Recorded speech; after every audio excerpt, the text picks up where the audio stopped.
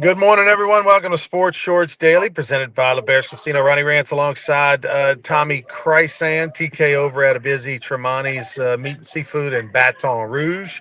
Uh, where they're hopping over there, getting ready for the holidays. I mean, I'll be picking up some Tremonti's later this week, some sides and different meats and stuff for the Rantz Christmas. And you should too. Go check it out, Tremonti's in Baton Rouge. All right, Tommy, it became official. We had heard, you and I had heard behind the scenes for a week or so that Frank Wilson was not going to be back next year on Lane Kiffin's staff. Why and exactly why and all that, got speculation, heard rumors, but maybe one day Lane Kiffin will address that, why he felt that wasn't a fit. But what is a fit is that Frank Wilson is now going to be going to Ole Miss. And you told me a stat before we went on air that was incredible. 17 people, 17 so far have either went from Ole Miss to LSU or LSU to Ole Miss, and that counts Austin Thomas, the GM, and other staffers. And who knows if that number will climb up.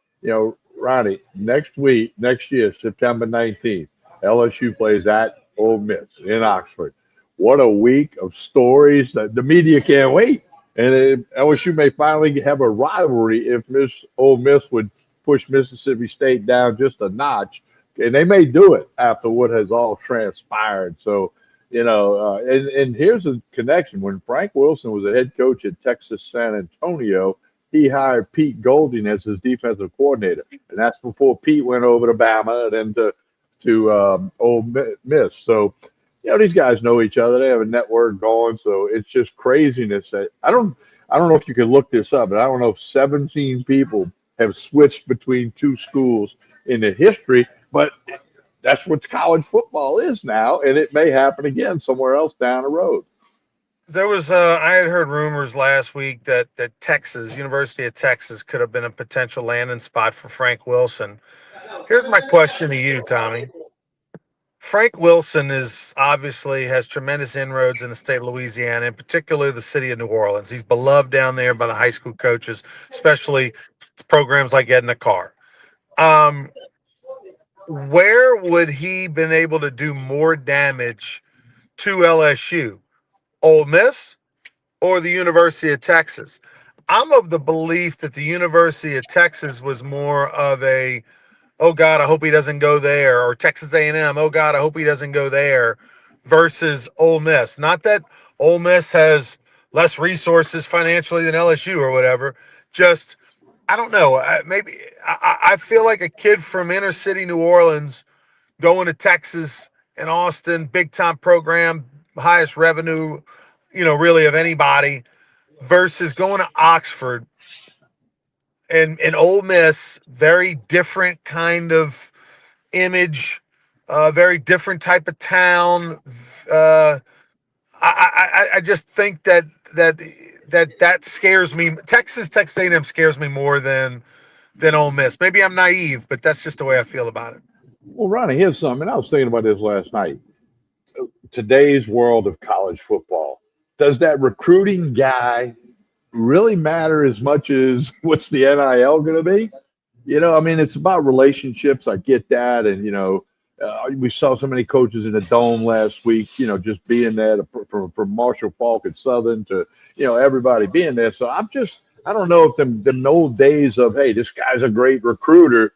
Well, if you're a great recruiter and you're at Southeastern and they don't have any NIL money, it doesn't matter. You're not going to get the people you maybe would have got. I don't know if that's in a transition stage or not. No, I agree, TK. Uh, I would say that look, I don't know what to make of all this. It changes daily. I don't know what to make of this whole new world of NIL and transfer portal.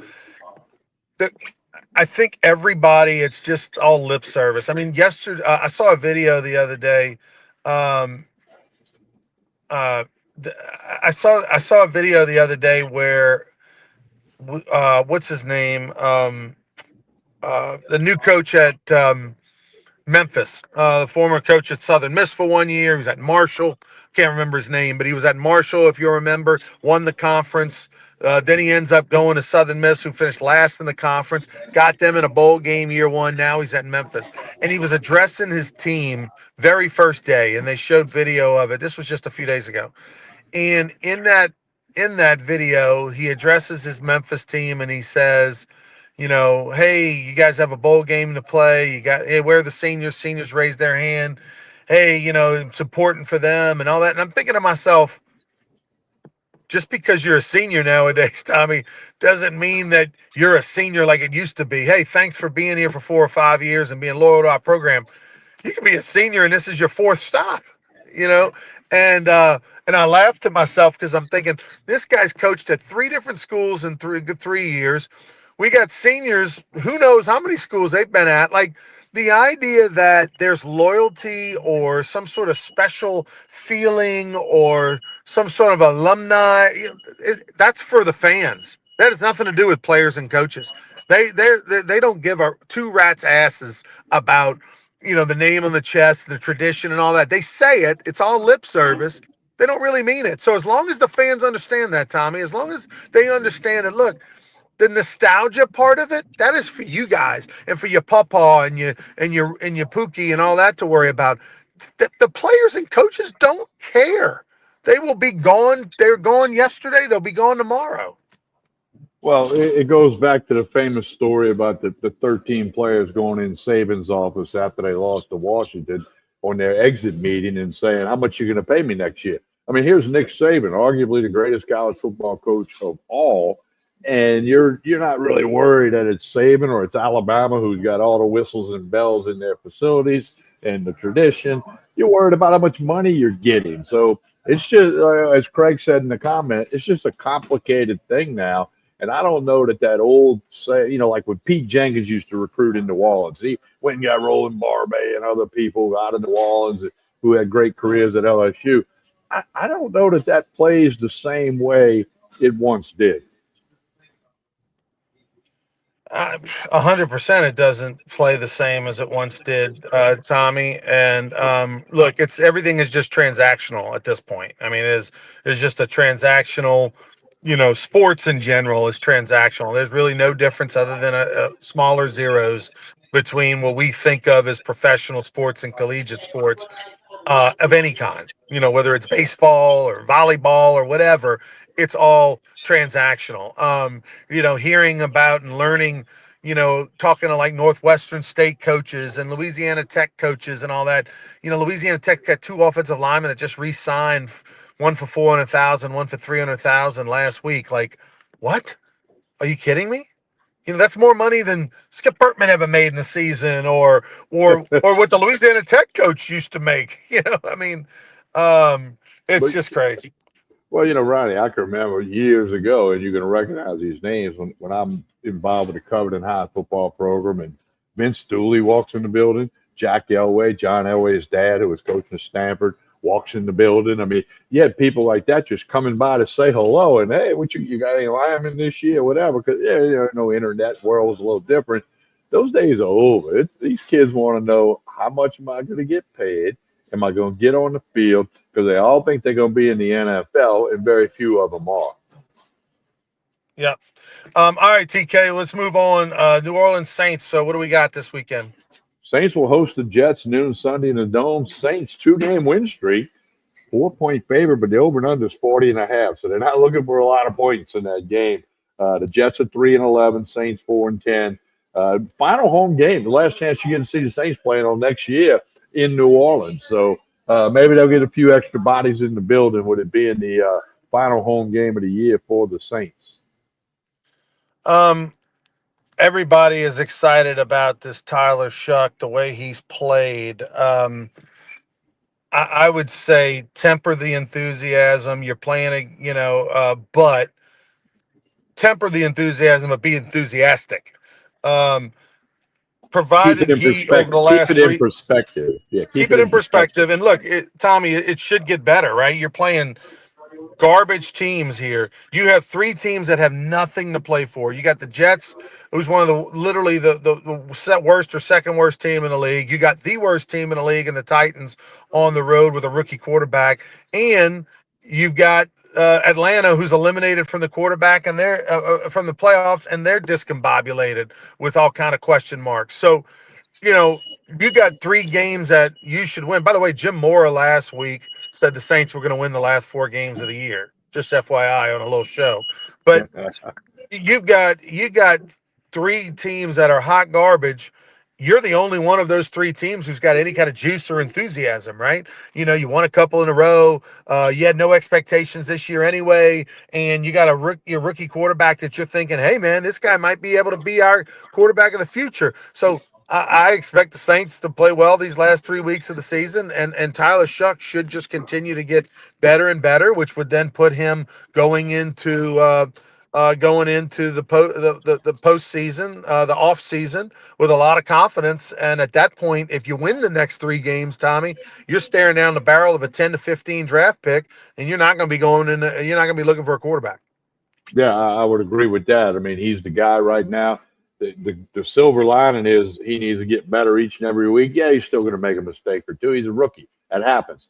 But if he gets better and he gets confident and teammates get confident, that could yield good things for next year. So even though the Saints aren't going to the playoffs and we don't know what will happen with the draft situation, the games are important for a lot of reasons as they continue to rebuild and prepare for next year. And again, this final chance to see the Saints this year at home is Sunday. So maybe, like I said, maybe they'll get a few extra bodies in the dome.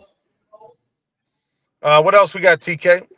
Well, college football playoff Friday night, Alabama, Oklahoma. It's 3 games Saturday. Ole Miss, Tulane, Texas A&M, Miami, Oregon, James Madison in that order. So a lot of Raging attention to Cajuns tonight. Raging Cajuns tonight, 2.5 point favorite over Delaware. Raging Cajuns have won 4 in a row. Went from 2-6 to get bowl eligible. You got to tip your hat, especially as you pointed out the other day, the injuries that have occurred to that program. So they play in Delaware. Both teams are 6-6. Somebody's going to have a winning season. So hopefully the Raging Cajuns can use it, kind of like the Saints are doing, to just kind of get some things in line to get ready for next season. Yeah, I don't know how you bet on the bowl games outside the playoffs, just Yeah. because, unless you're willing to really dig in and do research and pull up rosters and check the internet and, wait till, like, all right, let me see what the roster looks like, an hour before kickoff, who's there, who's not, because of the portal, because of guys opting to sit out and all. You just don't know who's going to play, who's in it, who's motivated, who's not. There's rumors that Lunch Williams, the quarterback for UL, the Raging Cajuns, might not be back next year, might be going to portal, got a lot of interest from other schools, might be getting a bigger payday to go somewhere else. How does that affect the bowl game? LSU, I don't, I would take Houston, gun to the head. I would bet on Houston. LSU's offense is awful. Why would it get better when you got guys that are probably considering other options and things? And we've already had some players, leave. So it's a weird situation. But for a gambler, unless you're just, got to have $25 on a game just to make it interesting. If you're going to put any kind of real money, you need to do some real homework to even just see, does this offense even look like the offense that played during the regular season and won 7, 8, 9 games? Well, and you don't know. You might do your homework, as things could change the morning of the game. It's That's like what I'm betting saying. on That's what. it's like betting on Yeah, preseason football or spring training baseball when you don't know if the Grom's going to throw 20 pitches and get out of there. I mean, it's I'm like, I think you focus your money on the playoffs. Okay, you got 4 games this weekend, Friday night, 3 Saturday. That's where you need to put your money, looking for value on those games, because the Raging Cajuns and the Blue Hens of Delaware tonight.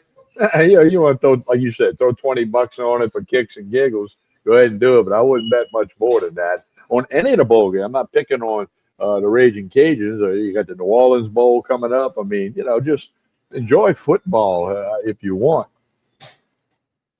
All right, Tommy, tell us about Tremonti's on the way out. Well, they got the prime rib Christmas special, bone in or boneless. You can order it now. Prime rib, you can get the whole prime rib, you can get a half a prime rib. I get that every year. It is outstanding, through the roof good. Boneless or bone in prime rib at Tremonti's. We'll be back Friday morning with another episode of Sports Shores Daily. See if the Raging Cajuns can get it done tonight. On behalf of Ronnie Rantz, I'm Tommy Krysan. Have a wonderful Wednesday, everyone.